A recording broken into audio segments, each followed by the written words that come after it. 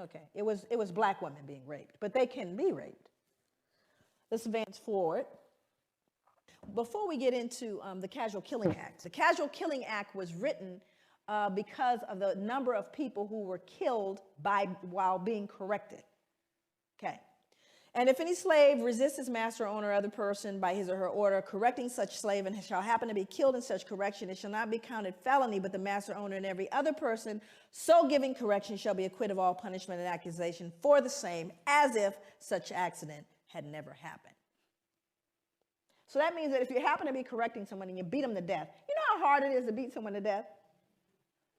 I mean, I thought about that. I said it happens so frequently that they created a law so that you wouldn't feel any what? No guilt, because you were simply correcting them. It wasn't your fault. So I went back to look at who was beating folks to death. I wanted to know. And it was white women. White women were beating black children to death. That's who was being beaten to death. But it wasn't her fault. She was just correcting them. You see, what we do is we rob ourselves of our own humanity when we refuse to look at this stuff. We rob ourselves of our humanity. And that's what people didn't know happened. Going forward, one more. Then you had the mental health folks. This is how we got in. We got in to try to fix it. In the early years of the 19th century, a physician named Samuel A. Cartwright argued that two particular forms of mental illness caused by nerve disorders were prevalent among slaves. One was drapetomania, which was diagnosable by a single symptom, the uncontrollable urge to escape from slavery. So now what we've done is we've now pathologized your desire to be free. Must be something wrong with them. Keep trying to free themselves. And again, it would be funny if it weren't in journals. You see, all of this is to remove the cognitive dissonance. Now we have, look at all the people joining in. You got Linnaeus, you got anthropology, you got physicians. All of them saying, they deserve it.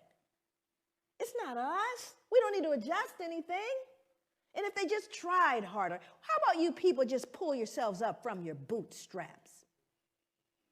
What's the matter with you? The playing field has been leveled. Well, we're going to see if, in fact, it's been leveled. Or is that conjecture? Move forward. Now, I want you to look at this photo very closely, and I want you to see who's in it. More important than the man hanging, because you got to understand the lynchings that occurred in America happened after slavery, not during.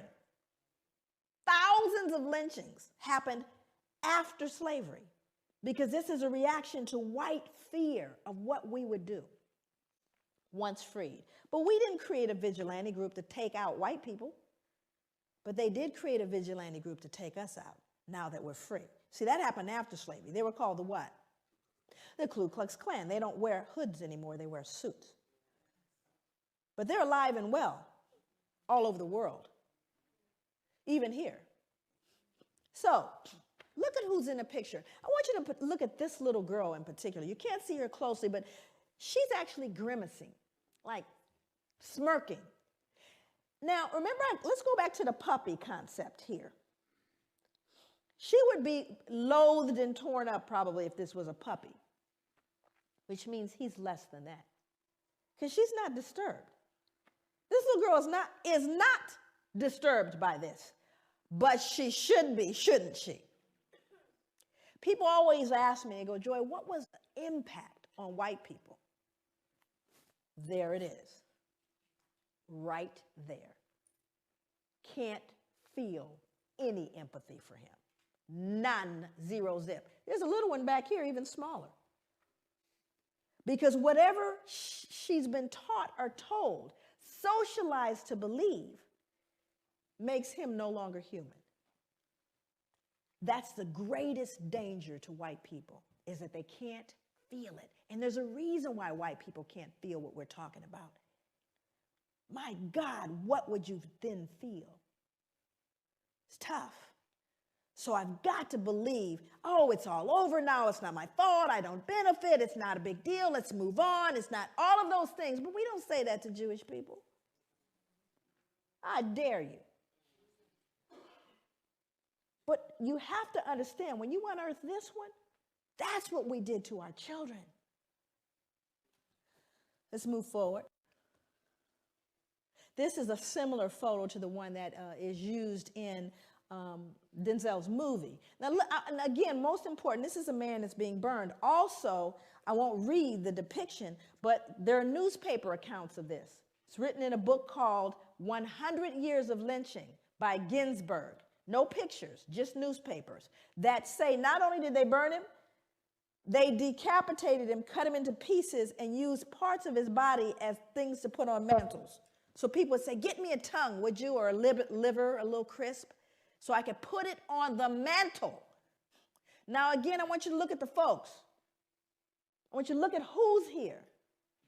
We're not talking about the toothless, big gut, hooded wonder, are we?